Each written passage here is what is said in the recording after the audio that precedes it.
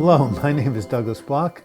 I'm an author and depression survivor. Welcome to your Depression Recovery channel, where each week we talk about practical tools and coping strategies for healing from depression and anxiety. Today's topic is, which is worse, depression or anxiety? Although no one knows why, depression seems to go together with anxiety when people suffer from mood disorders. In one study, 85% of those who had major depression also had generalized anxiety disorder, and 35% had panic disorder. These two things occur together so often, they're often been called the fraternal twins of mood disorders, depression and anxiety. Now, for those of you who have experienced both depression and anxiety, either together or separately, and I'm assuming that's the majority of you, you might have asked yourself the question, which is worse? Which is the greater hell, anxiety or depression? To gain some insight into this question, I turned to my friend Noah, who helped me start this channel and who has a channel of his own, and we got together one rainy afternoon in Portland and had a conversation about this topic. This is what you're about to see, and I hope you find it enlightening. So today we are going to talk about the issue of anxiety and depression. Which one is worse? Now I want to quickly mention that this is not an actual pissing contest for who's in more pain, but it's more just, I think we're just going to explore some of the nuances, some of the differences, and then try to more relate the two in a way that's tangible for everyone, because they're usually comorbid. But I'm mostly interested to know what you have to say on this, because I made a video a long time about this. I know what I think about this, but we want to suck up his knowledge. We want to be sponges for Doug. So, Doug, I mean, on the topic of anxiety and depression, which is worse? Where does that take you? Well, first of all, I want to basically reinforce what you said. 80% of the time they are comorbid, which means they're happening together. Exactly. Like kissing cousins. Right. Fraternal twins. And so, I've been in both places, as you have, and they both suck. Really. They really do. But they kind of have different qualities to them. So, back in 1996, 1997, the episode I write about in my book, When Going Through Hell Don't Stop, I took this drug called Effexor, had a bad reaction, and was plummeted into an agitated depression. That's the worst of both worlds. That's when you're depressed and you have anxiety at the same time. Right. Both in a severe state. Both in a severe state, right. But it's interesting, and what happened to me is they would alternate from day to day. Like one day, I'd be super depressed. I would hardly be able to get out of bed. I was feeling hopeless. I was just barely able to make it through my day. But I was calm. Then the next day I'd wake up horribly agitated, pacing back and forth. I wasn't depressed, but I could sit still, and I would start thinking about killing myself because I'll never get better. So that was its own demon. Now, at least for the anxiety, I could pop a Klonopin. Or for some people, a Xanax. As prescribed. As prescribed, right, of course. And then within 20 minutes, I was loopy and stupid and kind of drooling in the corner. But calm. But calm. The depression, there was nothing to take that away. No. The closest thing was getting up on my bicycle, if I could my stationary bike, if I could motivate myself and do 20 minutes of cardio, which took a little bit the edge off it. But they both have their own horrors. They do. Now, go ahead. In your personal experience, though, which one do you think you dreaded more? If you can recall, or it was a wash. The anxiety. Same. I dread the anxiety. I dreaded the anxiety the most absolutely. as well. Because it was more disabling. Yes, I would say it was more. That's exactly what I was going to say. Is that what you said before? I was really about to say. So here's an example. There's a really cool gal who was in the group shortly after you left. She was housebound. There's a term for this, agoraphobia. Agoraphobia, yeah. But her anxiety was so bad that she couldn't even go out to the mailbox to get her mail. Right. So she had to take a break from her job, and she barely made it to my group. So she saw a really smart guy up on the hill here in Portland, Oregon, OHSU, called Jim Hansey, who said, try some Klonopin out. No, I don't want to take it, I'll get addicted. And after a while, he finally convinced her, and that took the edge off. That was sort of like the first step in at least allowing her to be more functional. Right. But, I couldn't drive when I was anxious.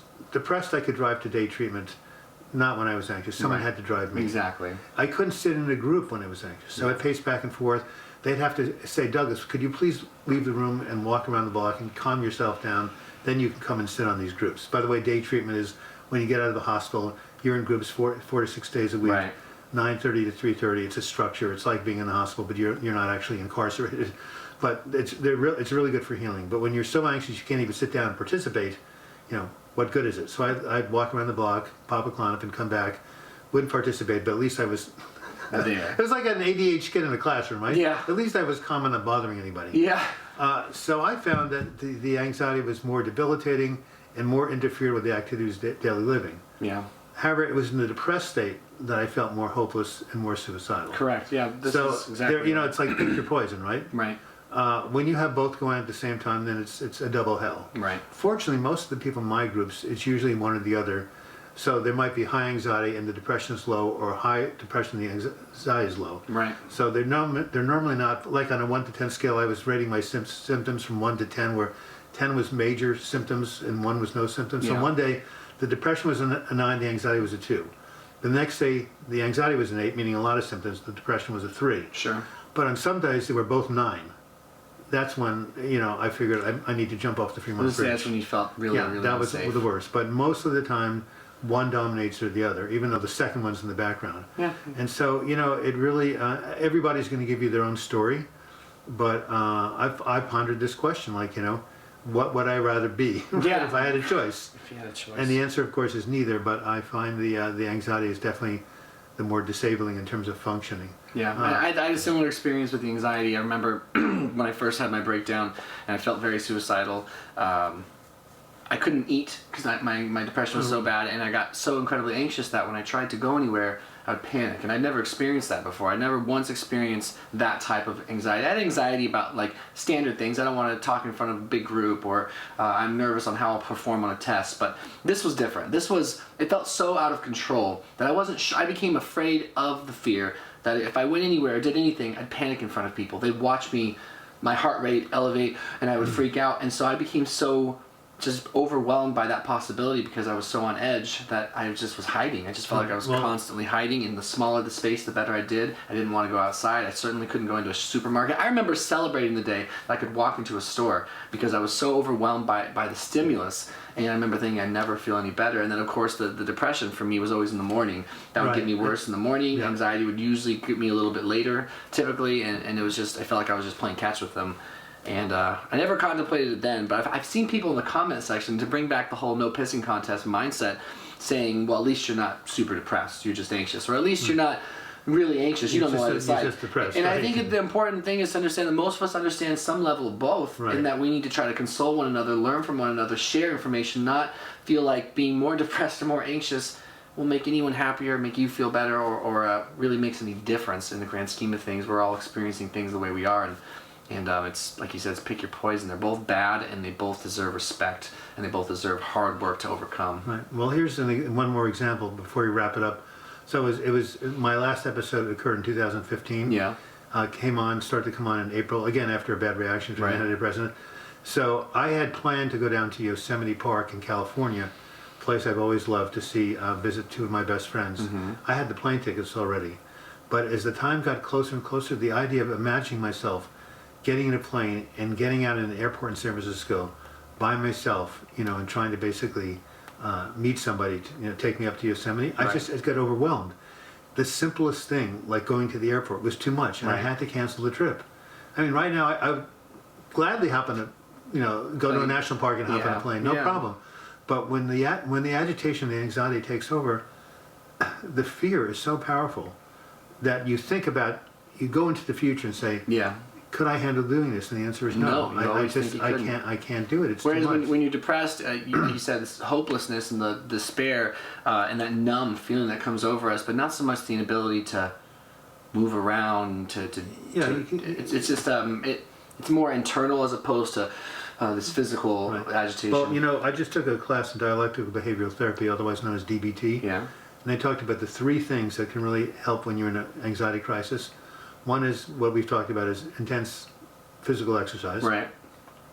The other is paced breathing. What's paced breathing? Paced breathing means you breathe into the count of 4, hold for the count of 4, exhale for the count of 4, and hold for that's actually called square breathing. Sure.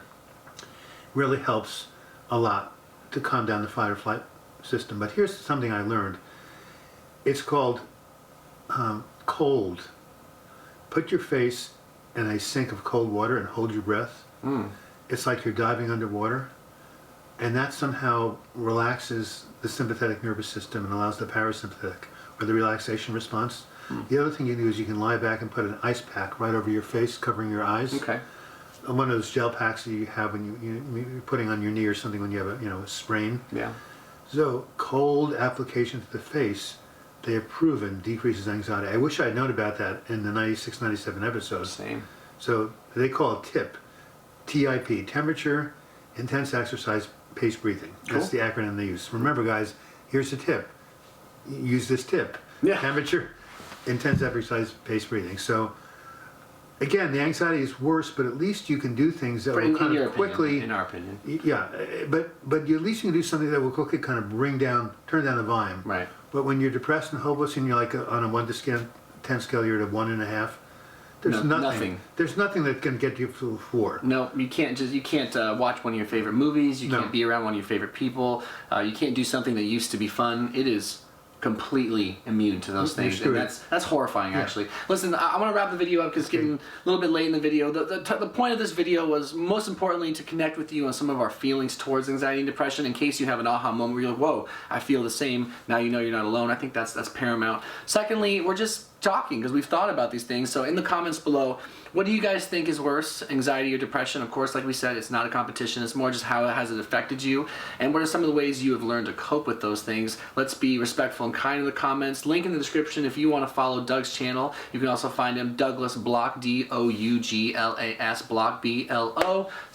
Search that on YouTube. You will find his channel. He's been doing great things. He's awesome, and I appreciate you being on the channel. Let's pound it. We'll see you guys in the next video. This has been Douglas Bloch. Thank you for watching this conversation. I hope you enjoyed it. If you want to leave me your feedback, you can do so in the comments section, or you can email me, douglasbloch@gmail.com. If you want to learn more about this work, during the closing credits, if you click on my photo in the upper left-hand corner of the page, you'll be taken to my channel where you can subscribe. If you click on the book below that, you'll be taken to my website, healingfordepression.com. And if you click on one of the videos, you'll get to see that video. And until we meet again, I wish you the best in your mental health recovery. Thank you.